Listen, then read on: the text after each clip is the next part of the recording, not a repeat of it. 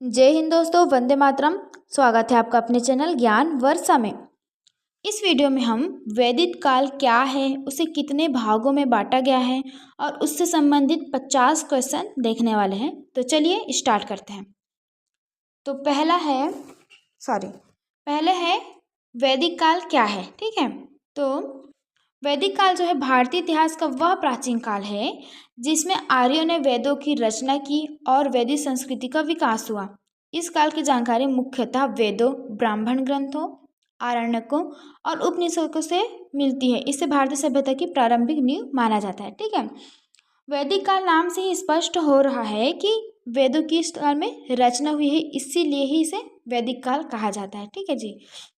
और अगर हम इसके समय सीमा की बात करें तो लगभग 1500 ईसा पूर्व से 600 ईसा पूर्व तक ये काल चला। ठीक है, अब देखते हैं वैदिक काल के कितने भागों में डिवाइड किया गया है। वैदिक काल क्या है, तो इस काल में प्राचीन काल में जब वेदों की रचना हुई, मतलब 1500 ईसा पूर्व से लेके 600 ईसा पूर्व तक का जो काल है उसे वैदिक काल हम कहते हैं, क्योंकि इसमें वेद पुराणों की रचना हुई थी। ठीक है जी।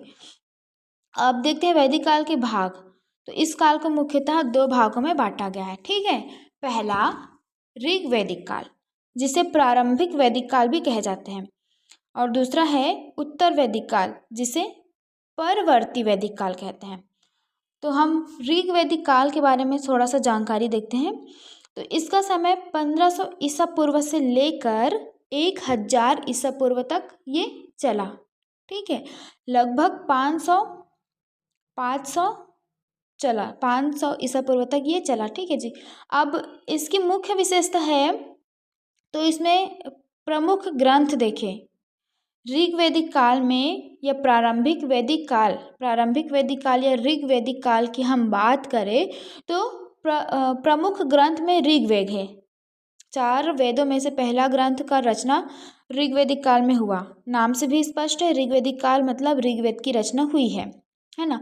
और आर्यों के निवास इस काल में कहा था तो सप्त सिंधु या पंजाब क्षेत्र में आर्य निवास करते थे। अब वहीं हम जीवन शैली की बात करें तो पशुपालन प्रमुख व्यवसाय था, कृषि कम। ठीक है, मतलब पशुपालन में ज़्यादा ध्यान देते थे, कृषि कम करते थे। उन लोग बहुत कम मात्रा में कृषि किया जाता था उस टाइम। और समाज की बात करें तो जन या कबीलाई व्यवस्था उस टाइम में थी। अगर राजनीतिक इकाई की बात करें तो जन, वीस, ग्राम इत्यादि क्या थी उस टाइम में व्यवस्था थी। ठीक है, राजनीतिक इकाई थी ये सब चीज़। और राजा किसे कहा जाता था, तो जनता के मुखिया को ही राजा कहा जाता था, जो पूर्ण शक्तिशाली नहीं था, है ना। उस टाइम में राजा किसे कहा जाता था, जनता के मुखिया को राजा कहा जाता था। तो ऐसे परमानेंट या राज्य का पूरा मुखिया नहीं होता था वो। स्त्रियों की स्थिति की बात करें तो स्त्रियों की स्थिति अपेक्षाकृत अच्छी इस टाइम में क्या थी, स्त्रियों की स्थिति अच्छी थी। पहले स्त्रियों की स्थिति बहुत अच्छी थी, है ना। लोहे का उपयोग नहीं किया जाता था इस टाइम, और लोहे का उपयोग इस टाइम में नहीं होता था। तो क्या यूज होता था, मुख्य धातु के रूप में ताम्र या कांस्य धातु का उपयोग किया जाता था। इस टाइम की मूर्तियां भी ना ज़्यादातर कांसे की या तांबे की बनी हुई मिली है ना। अब सेकंड काल है उत्तर वैदिक काल। अब ये कब से कब तक चला, तो ये 1000 ईसा पूर्व से 600 ईसा पूर्व तक ये चला। अब मुख्य विशेषता देखते हैं इसकी। तो इसमें कौन कौन से ग्रंथ की रचना हुई, तो ऋग्वेद को छोड़कर बाकी तीनों वेद की रचना हुई, और ब्राह्मण ग्रंथ की रचना हुई, और उपनिषद की भी इस टाइम में रचना हुई थी, है ना। बाकी तीनों वेद की रचना उत्तर वैदिक काल या परवर्ती वैदिक काल में हुई है। आर्यों का विस्तार कब कहाँ था, उसमें हम देखें कि पंजाब के आसपास या सप्त सिंधु प्रदेश में आर्य निवास करते थे। लेकिन उत्तर वैदिक काल में गंगा के मैदानों तक, है ना, निवास स्थान कहाँ था, तो गंगा के मैदानों तक इसका निवास स्थान था। कृषि मुख्य पैसा बन गया था। ठीक है, उसमें हम देखे थे कि पशुपालन था, मुख्य व्यवसाय पशुपालन था। लेकिन उत्तर वैदिक काल में मुख्य पेशा क्या था? तो कृषि था। याद रखिएगा, क्या था? कृषि, है ना। और लोहे का उपयोग भी कब शुरू हुआ? तो या ये तो इम्पोर्टेंट क्वेश्चन है, पूछा जाता है कि लोहे का उपयोग कब शुरू हुआ? तो लोहे का उपयोग उत्तर वैदिक काल में स्टार्ट हुआ था, है ना। वर्ण व्यवस्था कठोर हो गई थी इस टाइम में। वर्ण व्यवस्था इसमें ज़्यादा उजागर हुई है, कठोर हुई इसमें। और बड़े राज्य, है ना, बड़े राज्य या जनपद का विकास हुआ। पहले हम जैसे कि छोटा छोटा जनता का मुखिया बनाते थे, उसी को हम राजा कहते थे। किसमें? तो ऋग्वैदिक काल में, है ना। अब उत्तर वैदिक काल में क्या था? बड़े राज्यों या जनपद का विकास होने लगा था।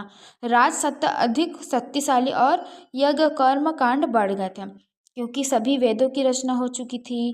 तो इंसान यज्ञ और कर्म कांड में माहिर हो रहे थे, और ये सब चीज़ क्या था? बढ़ चुका था। और राज सत्ता भी अधिक शक्तिशाली हो गई थी।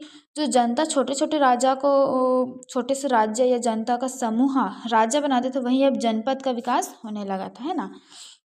अब देखते हैं इससे संबंधित कुछ क्वेश्चन देखते हैं हम। तो पहला क्वेश्चन है, वैदिक सभ्यता किस नदी में विकसित हुई थी?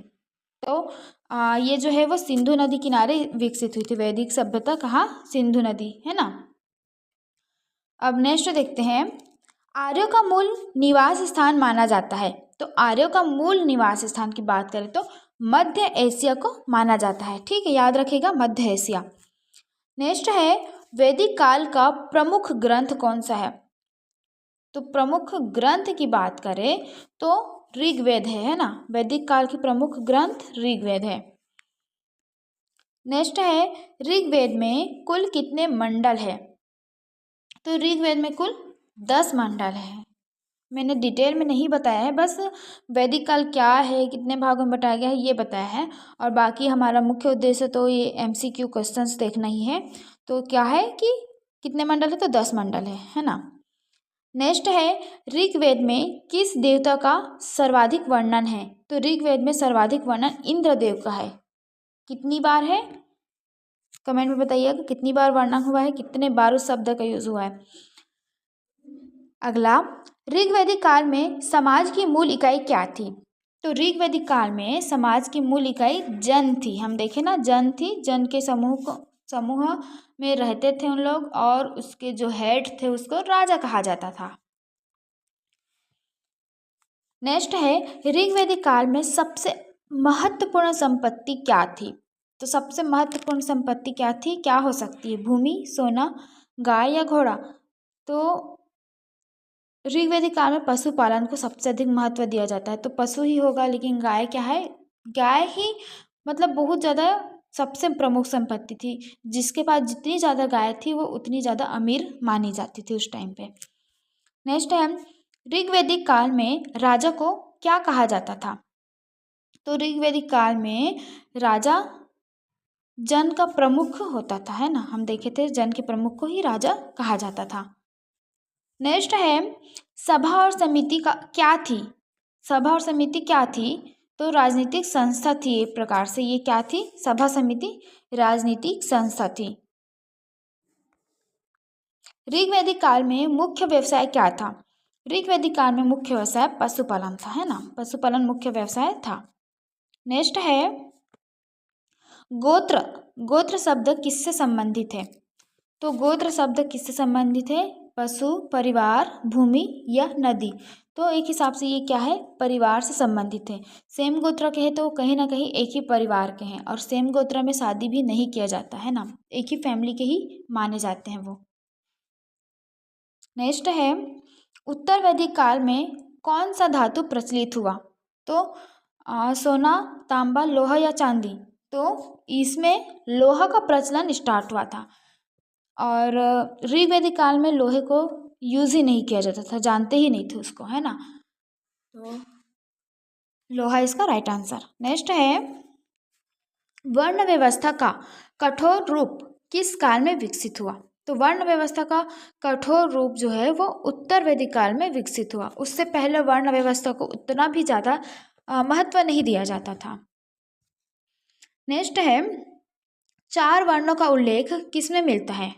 4 वर्णों का उल्लेख किस में मिलता है? तो ये इसका उल्लेख ना ऋग्वेद के जो पुरुष सूक्त में है उसी में 4 वर्णों का उल्लेख मिलता है। नेक्स्ट है पुरुष सूक्त किस वेद में है? तो किस में है ये? ऋग्वेद में पुरुष सूक्त है ना। नेक्स्ट है ब्राह्मण ग्रंथ किससे संबंधित है? ब्राह्मण ग्रंथ यज्ञ कर्म कांड से संबंधित है। ठीक है। अगला है आरण्यक। आरण्यक ग्रंथ किसके लिए लिखे गए थे? विद्यार्थियों के लिए, गृहस्थों के लिए, वनवासियों के लिए या सैनिकों के लिए? तो अगर हम नाम में जाए, अरण्य मतलब क्या होता है? जंगल या वन, है ना। तो ये वनवासियों के लिए लिखा भी वनवासियों के लिए ही गया था। ठीक है। नेक्स्ट है उपनिषद किस विषय से संबंधित है? तो उपनिषद जो है वो दर्शन से संबंधित है। अगला है उपनिषदों की संख्या लगभग कितनी मानी जाती है? तो इसकी संख्या लगभग 108 मानी जाती है। उपनिषद की संख्या 108 मानी जाती है। अगला है गायों को वैदिक काल में क्या माना जाता था? है ना। तो गायों को वैदिक काल में संपत्ति माना जाता था। जिसके पास जितनी ज़्यादा गाय है वो वह उतने ही संपत्तिवान माना जाता था। नेक्स्ट है ऋग्वैदिक लोग किस प्रकार के घरों में रहते थे? तो ऋग्वैदिक काल के लोग मिट्टी व लकड़ी के बने घरों में रहते थे, है ना। मिट्टी व लकड़ी के बने घरों में रहते थे। वैदिक काल में शिक्षा किस स्थान पर दी जाती थी? शिक्षा विद्यालय में दी जाती थी, गुरुकुल, मंदिर या सभा में? तो उस काल में शिक्षा गुरुकुल में दी जाती थी। वहीं रहना, वहीं खाना, वहीं पढ़ाई होती थी, है ना। सोम शब्द क्या है या सोम क्या था? सोम क्या था? तो ये पेय पदार्थ था। ये एक प्रकार का पेय पदार्थ था सोम, है ना। ऋग्वेद में सप्त सिंधु क्षेत्र का उल्लेख है। इसका अर्थ है सप्त सिंधु क्षेत्र का उल्लेख है ना। तो सप्त सिंधु क्षेत्र में सप्त सिंधु का अर्थ क्या होता है? तो इसका मीनिंग 7 नदियाँ, 7 नदियाँ इसका मतलब होता था। ऋग्वैदिक काल में युद्ध को क्या कहा जाता था? संग्राम, रण, गविष्ठी या महासंग्राम? तो इस काल में युद्ध को गविष्ठी कहा जाता था। अगला है उत्तर वैदिक काल में कृषि का विस्तार किस क्षेत्र में हुआ था? पंजाब, राजस्थान, गंगा घाटी या दक्षिण भारत? तो हमने देखा था कि ऋग्वैदिक काल में सप्त सिंधु प्रदेश में रहते थे, लेकिन उत्तर वैदिक काल में गंगा घाटी में विस्तार हो चुका था, है ना। नेक्स्ट है राजसूय यज्ञ किससे संबंधित था? राजसूय यज्ञ किससे संबंधित था? तो यह जो है राज्याभिषेक से संबंधित था, है ना। अगर हमने से किसी ने भी रामायण देखा है तो उसमें आप लोगों ने देखा होगा राजसूय यज्ञ का वर्णन है। अश्वमेध यज्ञ किसका प्रतीक था?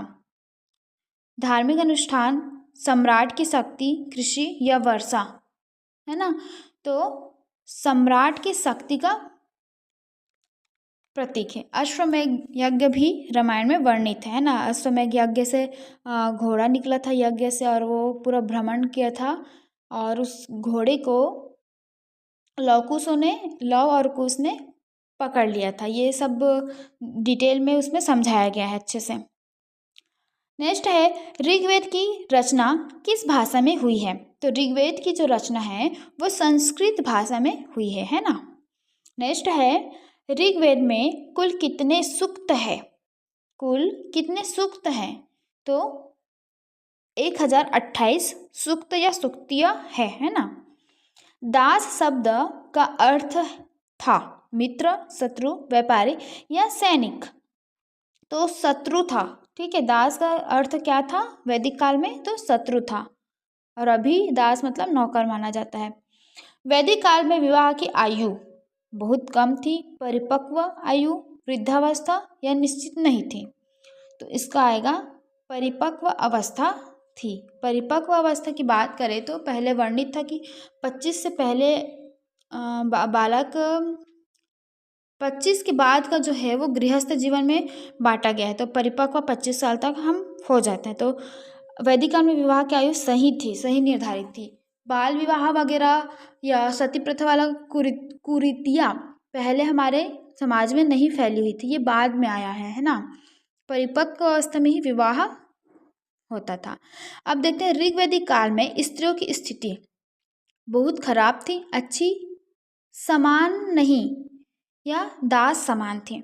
तो बहुत अच्छी थी या अच्छी थी, है ना। ऋग्वैदिक काल में स्त्रियों की स्थिति अच्छी थी। ऋग्वेद में किस पशु का उल्लेख नहीं मिलता है? किस पशु का? गाय, घोड़ा, हाथी या ऊंट। तो इसका राइट आंसर आएगा ऑप्शन नंबर डी, ऊंट का कोई उल्लेख नहीं मिलता है इस काल में। वैदिक काल उत्तर वैदिक काल में कर को क्या कहा जाता था? कर को क्या कहा जाता था? तो भाग कहा जाता था, है ना, भाग कहा जाता था।